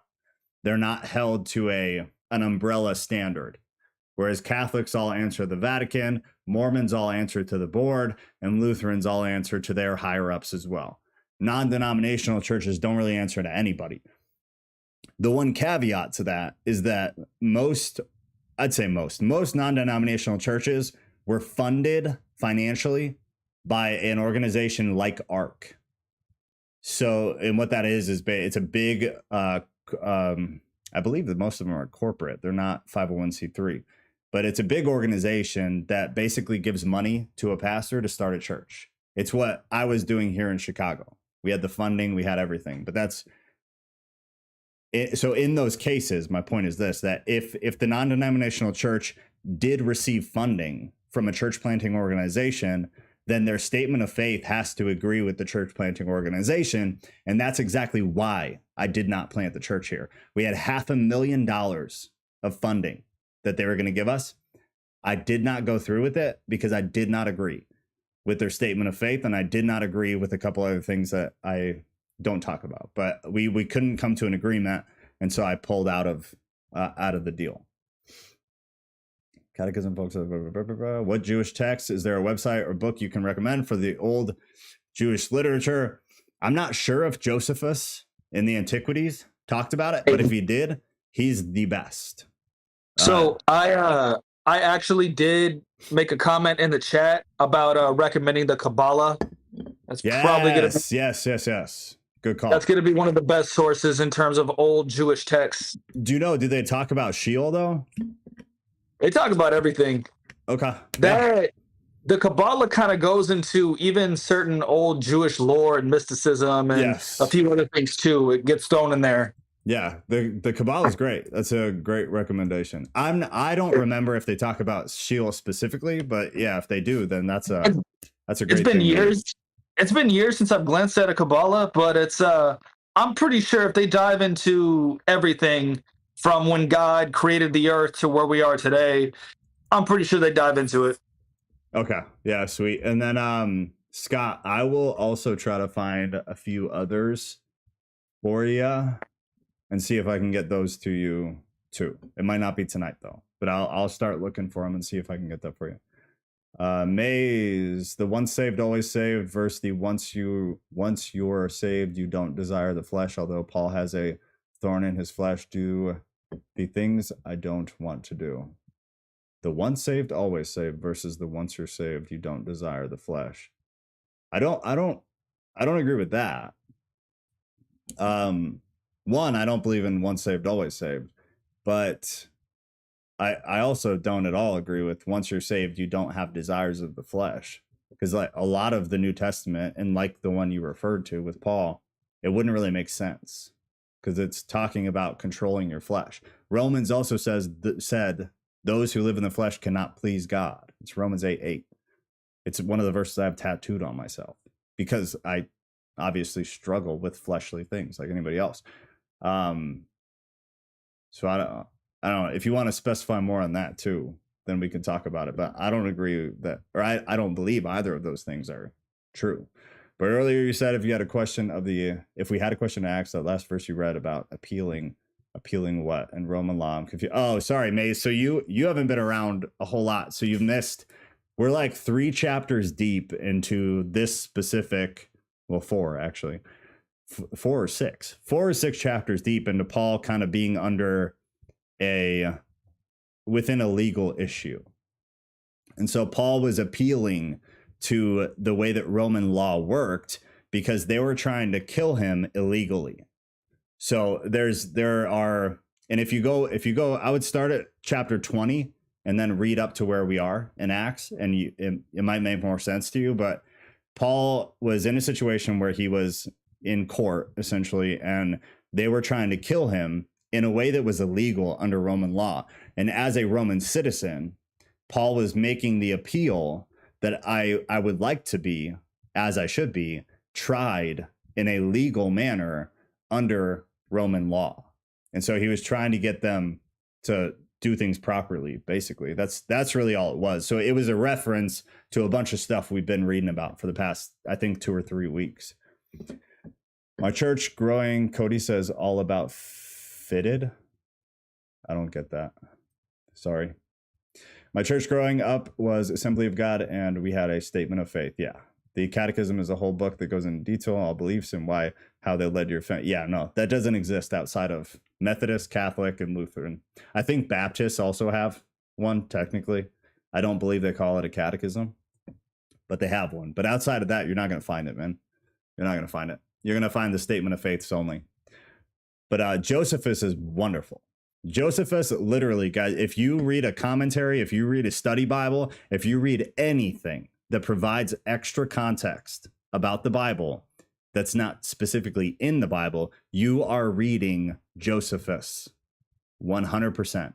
We would know very little about the context within the New Testament if Josephus never wrote the Antiquities. We pull so much from Josephus, it's crazy. You have to read the whole message, then it'll make sense.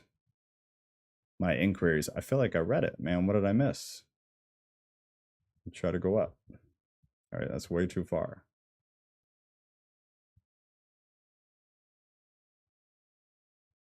Where is it? What was I saying? The one saved always. I don't think I missed it, Maze. I think I'm not understanding. The one saved always saved comment. I don't get, because I don't think I said either of those things, because I fundamentally disagree with both of those as concepts. Like both. I fully disagree that those are true.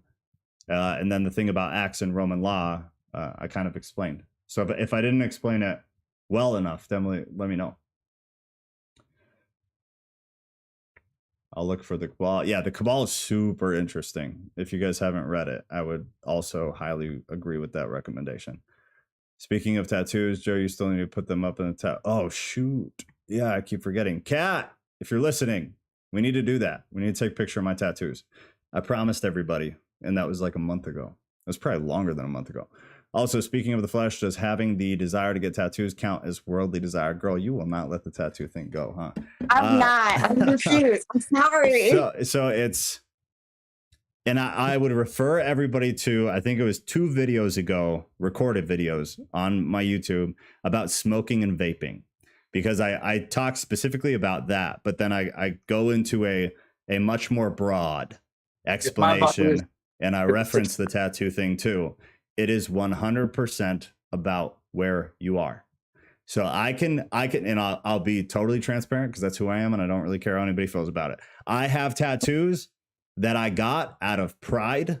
I got them out of wanting to prove myself, and I got them for totally wrong reasons. Absolutely wrong reasons. Massively, like more than I'm comfortable explaining.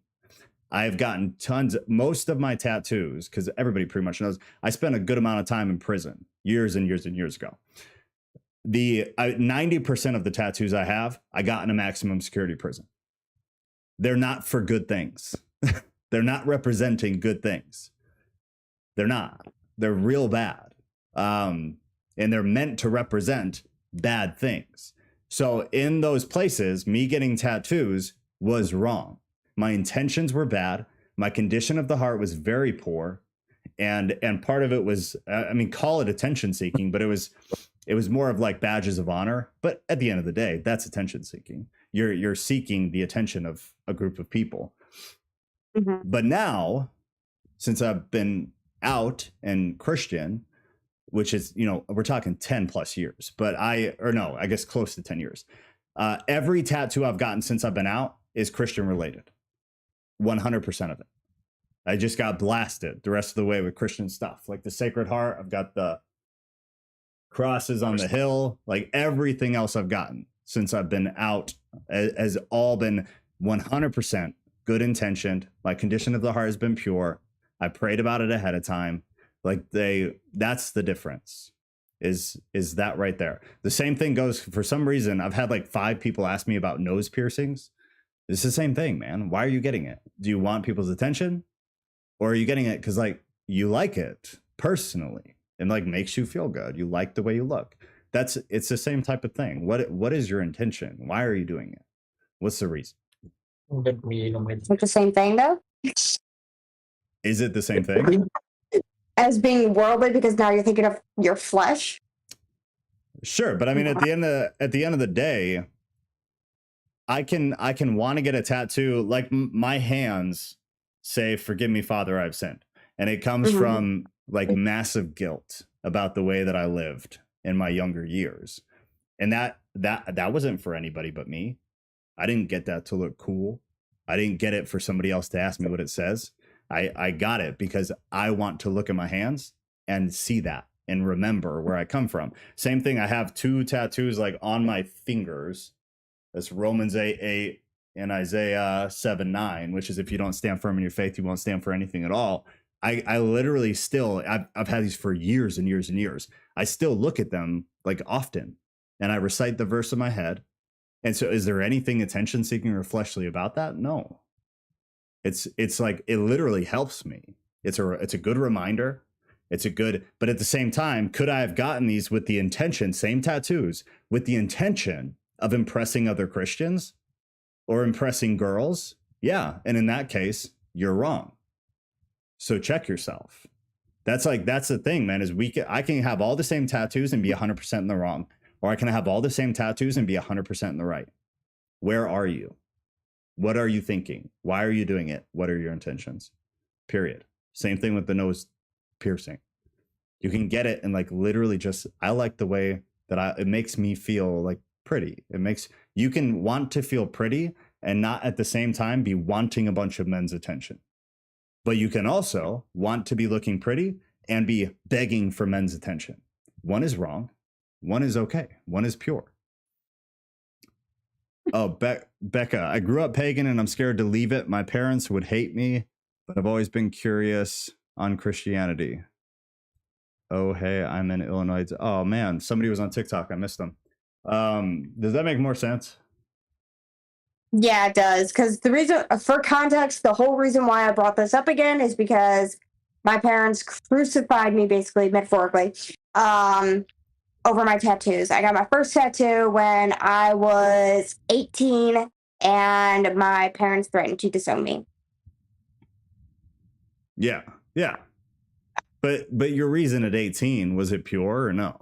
Like, be honest. So to be 100% honest, my godmother passed away, and I loved her very, very, very much. She passed away when I was about 14, and I always told myself that I was going to do something to remember her by. And then I'm just like, you know what? I'm just going to get one tattoo. I'm going to get one tattoo, call it a day, be done with it. So I got a tattoo to remember her by. Yeah. See that? That's that's for pure intentions. Pure intentions.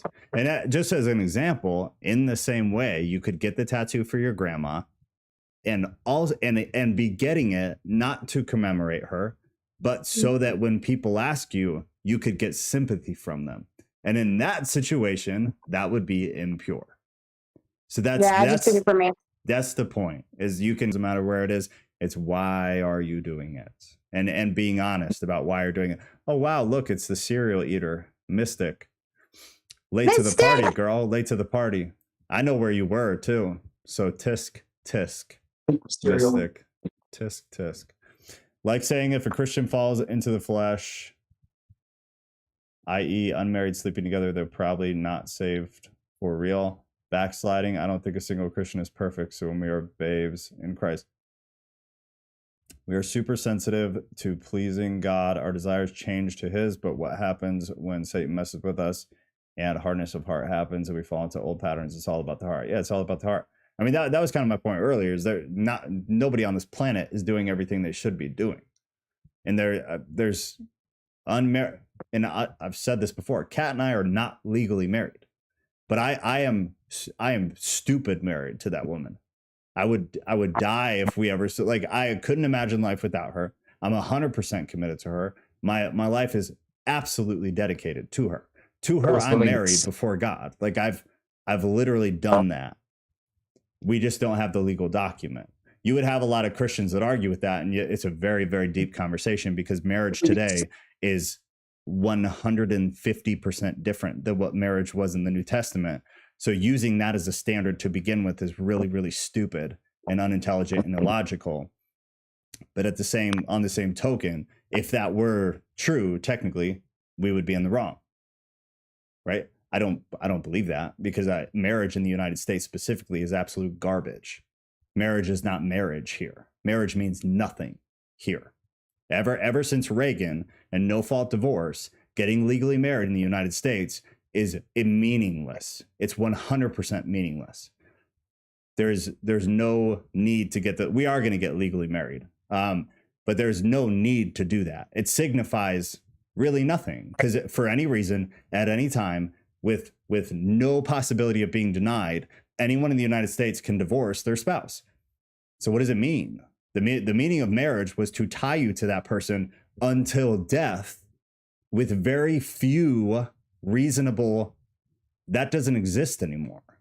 So there's a huge argument for that. But I agree that, like, probably 80% of Christians sleep together before they get married.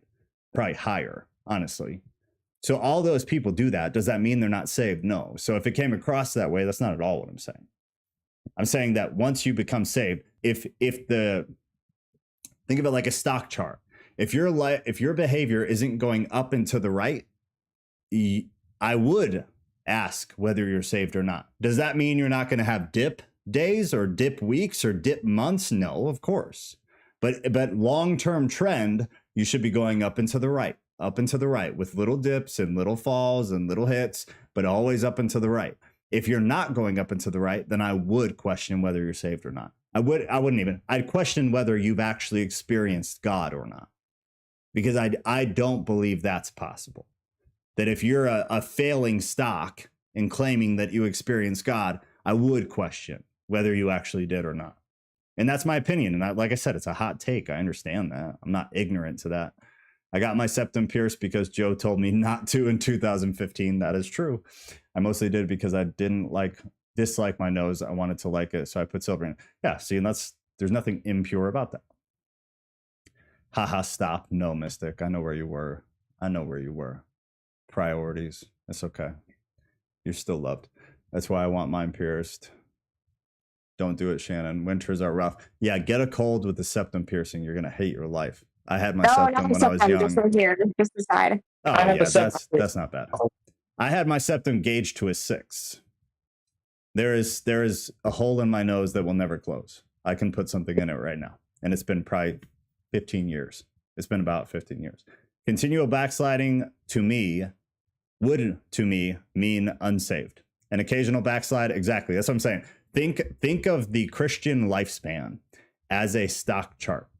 Stocks, a good stock, it goes up and to the right. It dips and falls, but the long-term trend is up and to the right. If your life with behavior and actions and thoughts is not going up and to the right, long trend, then I, like Mystic, I would question whether you've actually experienced it or not. And I think lukewarm Christianity is a flat chart. They bounce up and down, but they don't go up long term at all. They range between $1 and $2 for their whole life. That's lukewarm. They have some good days, they have some good months, they have some good years, and then they have some bad of each of those. But there's no continual progression towards, positivity. Marriage is about money for the government here, power and control 100%. Christian marriage is not synonymous with legal marriage. You 100% do not have to get legally married to be married to your partner, especially since no-fault divorce. because that changed absolutely everything. Wait, so piercings aren't biblical, like our bodies are a temple of the spirit, don't belong to us. The body is a temple verse is about sexual immorality and sexual immorality only. We can't apply that verse to anything else at all unless you're doing it loosely, because that's not what it was about. It was 100% about sexual immorality. The body is the temple verse. So if we decide to use it on something else, cool, but understand that's not a biblical thing. That's your interpretation of it, in that you believe it should be applied to other things.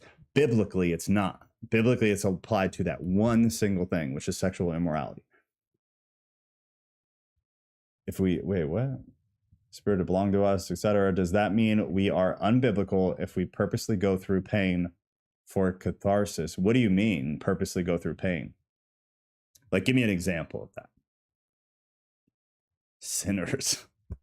When I was saved at 16, I wanted a tattoo of a cross with my vein going through it, signifying the way of, yeah. Scarf. Oh, wow. Jeez. I mean, that's a good reason, right? Like, that's a good intention. That's a good condition of the heart. For sure. I have multiple Christian crosses on me. Yeah, I've got a handful for sure. Christian cross with me. I got this one on my arm. Also about the heart and mind, marriage mindset. Yeah, that's if anybody who's married, if you have not read or looking to get married, Teal, if you have not read The Reason for Marriage by Timothy Keller, I highly recommend it. It's a phenomenal book about marriage, but it's from a Christian context, and Timothy Keller he's super fun to listen to. He's really, really good. He writes in a way that's not, difficult to get through. He's great. So if you haven't read that, I would highly recommend that for any married couples. What about divorce, though? If marriage in the U.S. is meaningless, define divorce then in biblical standard. Divorce in a biblical standard, I might forget one or add one, but the only ways you were allowed to get divorced, fidelity, and abuse. That's it. So if a man or a woman is physically harming their partner, you can get out. And if somebody is committing adultery, you can get out. Both of those void a marriage. Still, a legal document. Back then, you didn't need legal interference. Marriage did exist outside of the legal system. It did. And it still does today. But we've all been conditioned within Christianity to believe you have to get legally married to be married in God's eyes. It's asinine. Nothing about U.S. governmental marriage has anything to do with being married as a Christian. It's if you really step away from it and think about it, it's so dumb. It's such a dumb concept. Why does the U.S. government decide whether I'm married in the eyes of God? It does not. It's ridiculous. The good thing about it was that there were rules around it for a very long time. You couldn't just divorce somebody. Now you can divorce somebody for no reason at all. You don't have to give a reason even. When they ask you why, you don't have to say anything. I want a divorce, you got it. How is that marriage still?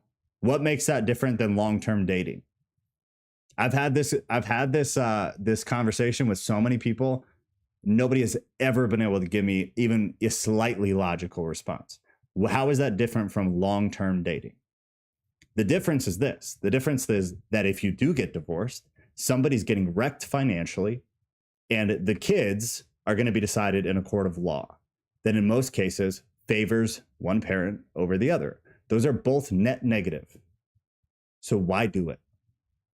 We live in a culture now where men are highly, highly incentivized to not get married. And what has the result been? We have had the worst marriage statistics in the past several years than we have in human history, because men no longer want to get married because they're afraid financially, and they're afraid that if they have kids, they're not going to get custody of their kids.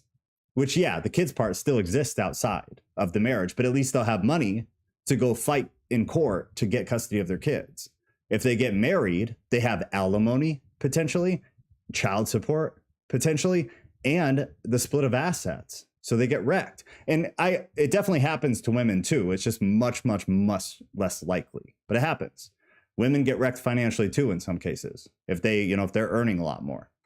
So it does go either way. I'm not picking on women at all, but somebody gets wrecked in all of those ways. So why do it? The incentive now is for nobody to get married. There's no benefit. There's a tax break. That's it. Does the tax break outweigh what'll happen if you guys get divorced? No. So you have to really, really believe in the marriage to get married nowadays. And not for like, yeah, I want to spend my life with this person forever, but for I don't want to get wrecked. So I really believe I'm not going to get wrecked, so I'll get married. Yeah, it's super sad. All right, the movie 27 Dresses explains how much money beyond the government that is made by all parties. Dress cake. Yeah, if you look through some of the history of marriage, the legal marriage and then the ceremony of marriage is just a money grab. It's just a money grab. There's a whole industry built around it. It's really sad. That's why I don't believe in having a big ceremony necessarily, unless like you can afford it and it's something you guys really want to do. But it's like it's really just an event for your family, right? Which is fine. It's totally fine. Like people who do it to have the event with the family, like sure, whatever. But it's just the wedding planner is making money, the caterer is making money, the band is making money. Like it's good to support the industry, I guess, but like the industry is unnecessary too. It doesn't really serve a purpose. It's just like throwing money out. It's heartbreaking to think about how horribly screwed men get in divorces. Yeah, 100%. I don't understand how women do it to a man they loved. Obviously, way easier if he was abusive or just a guy. Yeah, I mean, agreed. But I mean, breakups get messy, and then people start acting and behaving in ways that they normally would not.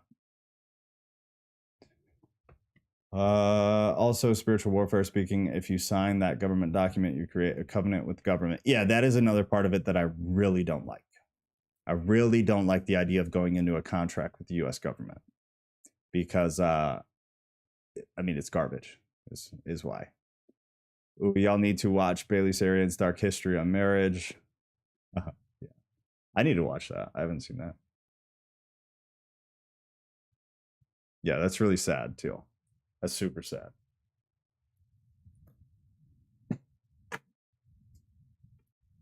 All right, y'all. I'm gonna run. I'm starving, and it is almost 8 o'clock. So we got a couple hours in here.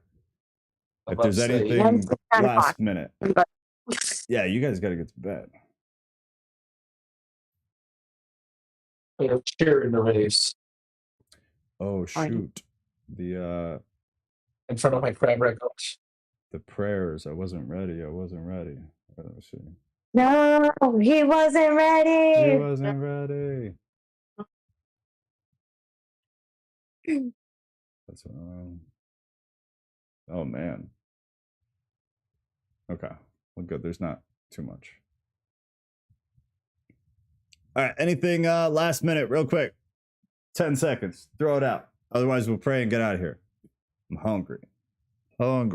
So today, no, probably not, guys. Tomorrow, I'll post the poll for Thursday, and I'll try to post the poll for the next Bible study as well.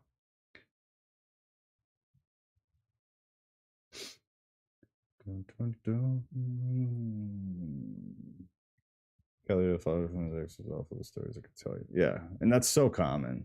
The stories of all that is so common. Of guys just getting absolutely destroyed financially. I mean, there's an actual statistic for men ending their own life based on divorce, and primarily tied to child custody, because they get wrecked financially and then can't afford lawyers to fight for their kids. And so there's an actual statistic of guys who take their own lives because they can't cope with having no money, so their entire life changing, and then also not having their kids. Like, it's a real thing. It's very sad. Yeah, I got your blood clots. It's in the prayer, the little folder she's got for me. because Sarah is lovely and kept all that together, and then Shannon had thrown that one in for you, so it's all good to go.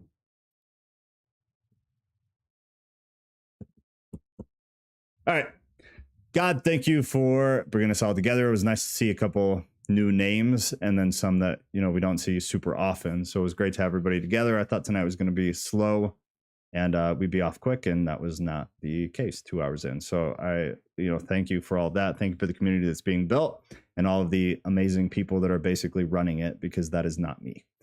So I greatly appreciate all of them and what you're kind of doing here with us. I pray for everybody that's in our group that is experiencing weird spiritual stuff, because I'm still getting messages about just that people are experiencing kind of evil things in different contexts and in different situations. So whatever is happening, if we could get some clarity on that, that would be fantastic. And if we need to be doing anything with that, try to make that clear to us. We want to pray for Teal, who has had some pretty serious blood clots, it seems, 3 of them specifically. That's dangerous. So please, whatever needs to happen there, whatever, if it's surgeons, if it's doctors, if it's nurses, if it's medication, whatever that is, let that go off without a hitch. Let that all get flushed out and just completely be removed from her. We need Teal. She's been going through a lot of stuff the past handful of weeks, and it's inhibited her. And I would not be surprised if that was a part of this weird evil presence that is seemingly attached to many people here. So whatever needs to be done there, again, try to make that clear for us. If there's anything that I can personally do for her, try to make that clear for me as well. We want to pray for everybody within our culture. Culture is broken, has been for a long time. More than anything, God, I pray for clarity. People need to be clear. People need some form, some kind, and some concept of clarity within themselves. We live in the most confused time in human history. So I pray for clarity, that everybody who is confused about who they are, about what they are, and about what their life is going to, please give them clarity. People are ruining their entire lives with one decision right now.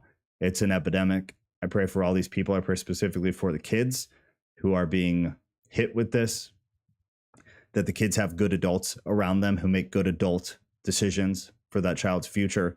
I pray for everybody's kids that is in our group as well, that these kids grow up to be similar to their parents, that they are on the side of positivity, that they're on the side of good, and that they are under your umbrella, that they come to something similar to what we're doing here, and then go out into the world and take that out there. We need it dreadfully. We need people who are wide awake, who are fully conscious of what is going on in the world, and are fully conscious of what is going on spiritually, so they can do positive things. I pray that the children growing up under this group, they take the mantle when they get older, and they do this for us as well. They carry this on. Pray this all in Jesus' name. Amen. Amen. Y'all have a lovely. They taste better. What tastes better? I said pray for the animals for Cat. They taste better. Brutal. Brutal. Brutal. Oh, don't tell Cat that. Yeah, don't tell Kat that. She probably heard though. All right, y'all. I'm out. I'm gonna go eat. Love you guys. I will post the polls probably tomorrow. Like I said, they'll be up tomorrow, and then we'll get everything figured out for what's coming next. Y'all have Okay, bye, guys. lovely evening.